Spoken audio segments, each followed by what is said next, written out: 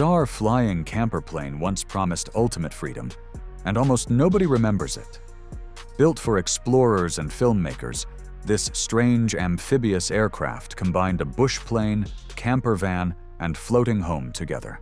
Swap our places, be running up that road, be running up that hill. This thing honestly looked less like an airplane, and more like somebody bolted wings onto a camping trailer. And somehow, it actually worked. The Wilson Global Explorer was built around one insane idea. What if you could live inside an aircraft and land almost anywhere on Earth? Water, snow, dirt, remote islands, frozen lakes. It wanted all of it.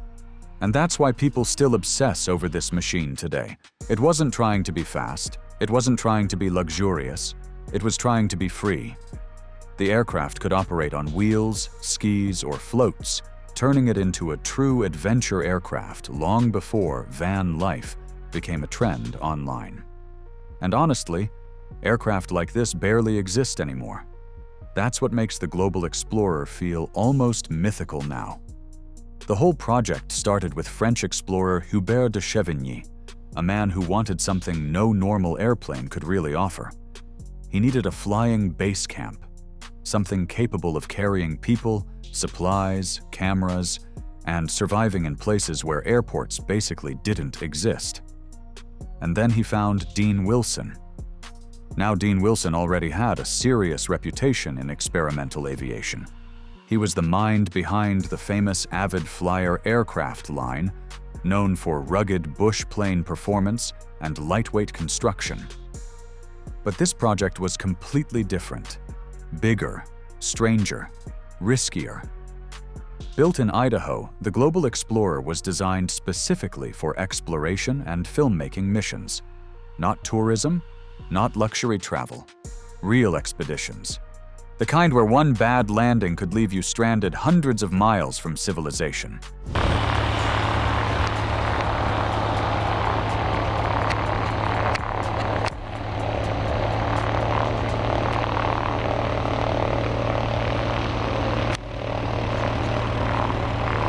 And this is where the aircraft became genuinely unbelievable. Because once you stepped inside, it barely felt like an airplane anymore. The cabin could actually sleep 7 people overnight. There was space for beds, storage, cooking equipment, and even a fireplace.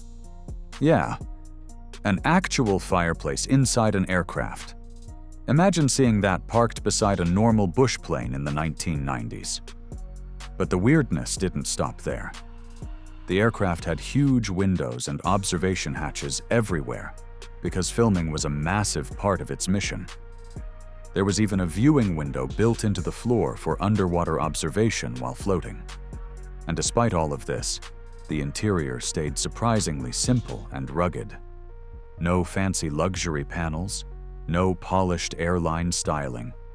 It felt more like a practical expedition vehicle. And somehow, the fuselage was so massive it could even transport a small helicopter after removing the blades. At that point, this thing wasn't really competing with airplanes anymore. It was competing with motorhomes. But here's what made the Global Explorer truly different. The engineering was absolutely bizarre. The aircraft used a steel tube frame covered with wood and fabric, almost like oversized bush planes from decades earlier. It sounded outdated even back then. Yet somehow, it made perfect sense for remote exploration, because damaged sections could be repaired far easier in isolated regions. The amphibious hull was another wild feature. The nose wheel actually retracted forward and acted like a bumper during water operations. And then there were the side sponsons attached beside the fuselage, helping with flotation and maneuvering on water. The main landing wheels could even be removed completely, depending on the mission. And this is where it gets insane. The aircraft could transition between wheels, floats, and skis depending on terrain. Water for 1 week, ice the next, dirt strips after that. Plus, it could be dismantled and shipped long distances if needed. Everything about the design screamed one thing: go literally anywhere possible. Pictures honestly don't prepare you for how huge this thing actually was. The Global Explorer measured almost 40 feet long, carried a gigantic 67-foot wingspan, and stood 22 feet tall. Empty, it weighed around 5,000 pounds and could load up to 8,000 pounds fully packed for expedition missions. Compared to normal bush planes, it looked enormous, almost awkwardly enormous, like something that shouldn't even leave the ground. But at the same time, that oversized shape became part of its charm. It looked intimidating, strange, and weirdly futuristic all at once. Power came from twin Lycoming IO5 4.0 flat-6 engines producing around 300 horsepower each. But interestingly, operators could swap back to smaller 200 horsepower Lycoming engines if needed for different missions. That flexibility mattered because this aircraft wasn't built for speed records. It was built for endurance and access. And honestly, speed barely mattered here. The Global Explorer's real strength was reaching places almost nobody else could. Remote coastlines, frozen lakes, tiny clearings. Expedition flying is completely different from airline flying. You're not chasing efficiency, you're chasing the possibility. And this aircraft was designed entirely around that idea.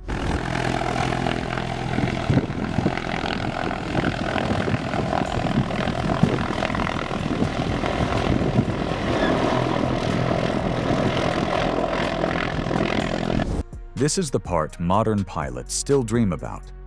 Because the Global Explorer could operate almost anywhere humans could reasonably survive. On skis, it could land in snowy wilderness.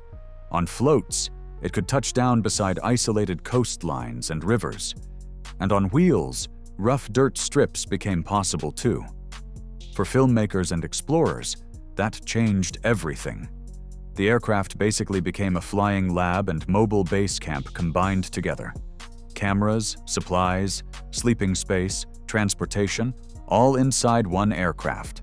Imagine flying into untouched wilderness with your entire expedition team on board. Even today, that idea feels unbelievably cool.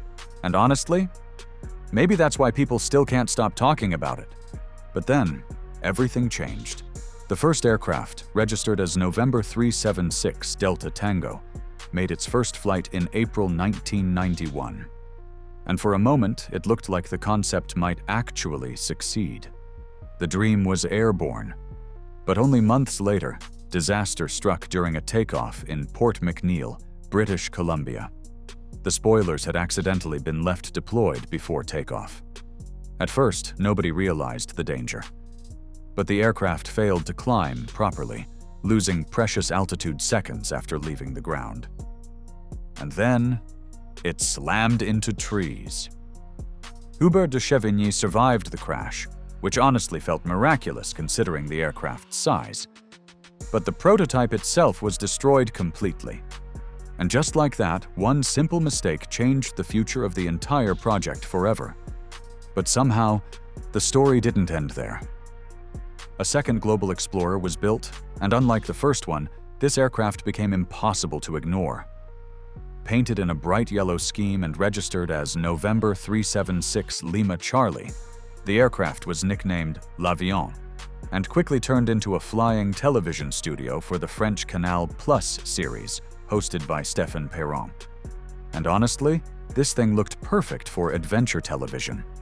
The aircraft traveled across Australia, Argentina, and Bolivia, carrying camera crews, supplies, and expedition equipment into places normal production teams could barely reach. Large windows and filming hatches allowed cameras to capture footage almost anywhere. For explorers, it was more than transportation. It became a mobile documentary platform floating beside rivers one day and landing in remote deserts the next. And that freedom gave the aircraft a personality no normal airplane could replicate. For a while, it genuinely looked like the future of exploration filmmaking.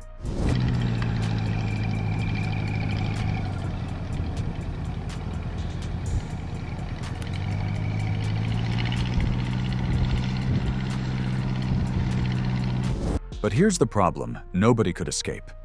Operating this aircraft was incredibly expensive. Despite all its capability, the Global Explorer consumed huge amounts of money to maintain and operate. In 1998, after years of expedition work, the yellow aircraft completed a massive journey from Australia back to France before finally being retired.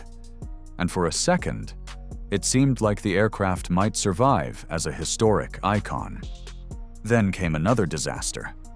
In 2001, the aircraft crashed again in France under new ownership.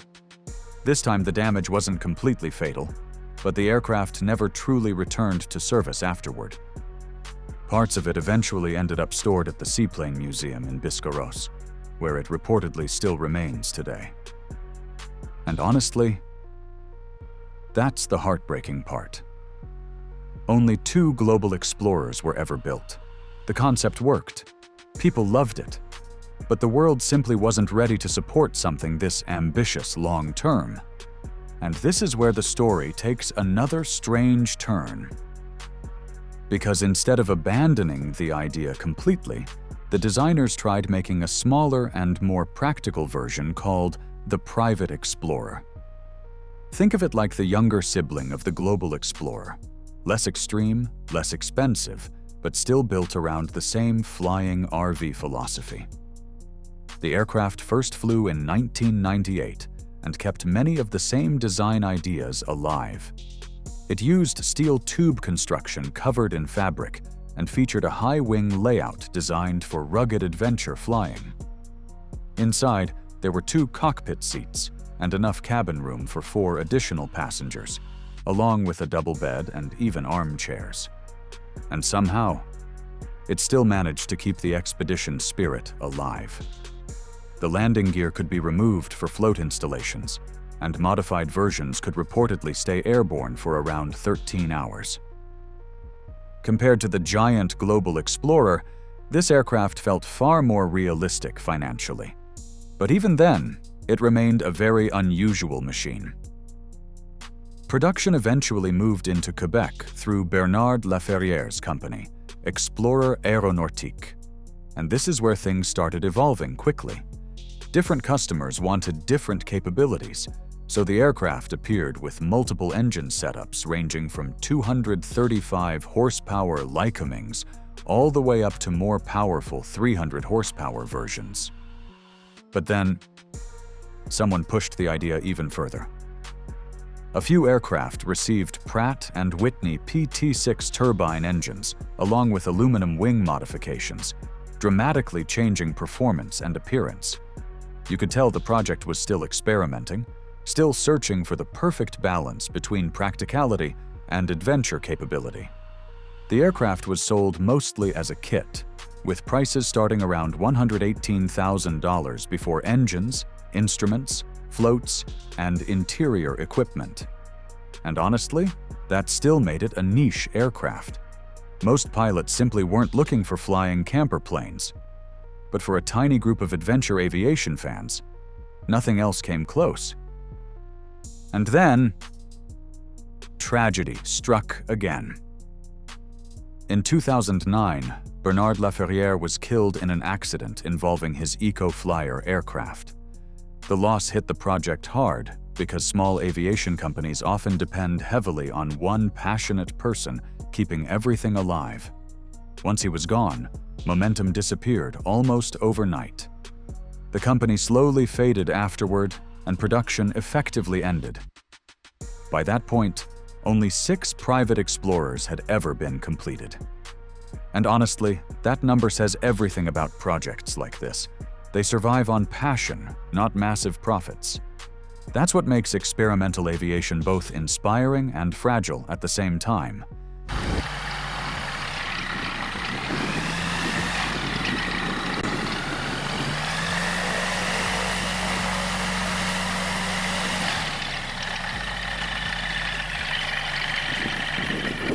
But unbelievably, the idea still refused to die.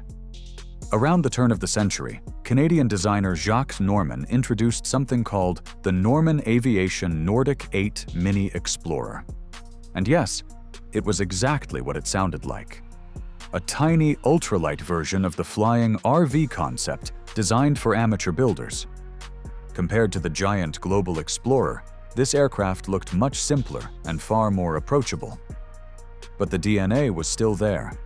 Steel tube construction, wooden wings, fabric covering.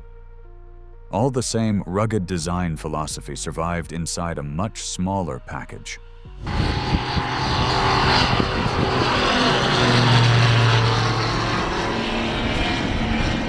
And somehow, the cabin still included space for a small couch where 2 adults could sleep along with a tiny kitchen setup. Although realistically, it was basically just a sink. Still, the idea itself was fascinating. A personal airborne camper small enough for regular enthusiasts to actually build. Only 5 were ever completed, with most staying in Canada and one eventually reaching France. And surprisingly, some examples may still exist today. That's probably why aviation enthusiasts still admire these aircraft so much. They weren't just airplanes. They were freedom machines built by people chasing impossible ideas. And honestly, maybe that's why people can't stop thinking about them. Today, the idea feels more relevant than ever because modern culture is obsessed with freedom and mobility. Van life exploded online. RV travel became romanticized. Bush planes became social media icons. The Global Explorer somehow predicted all of that decades earlier, except it did it in the sky. There's also something deeply emotional about aircraft like this. Most airplanes exist to move people efficiently from one airport to another. But these aircraft were different. They were designed for wandering, exploration, isolation, adventure. They made the world feel bigger instead of smaller. And even now, no modern company has fully replaced the concept. The operating costs are brutal, sure, but emotionally, people still want this dream to exist. Because deep down, almost every pilot has imagined disappearing into the wilderness with a flying home of their own.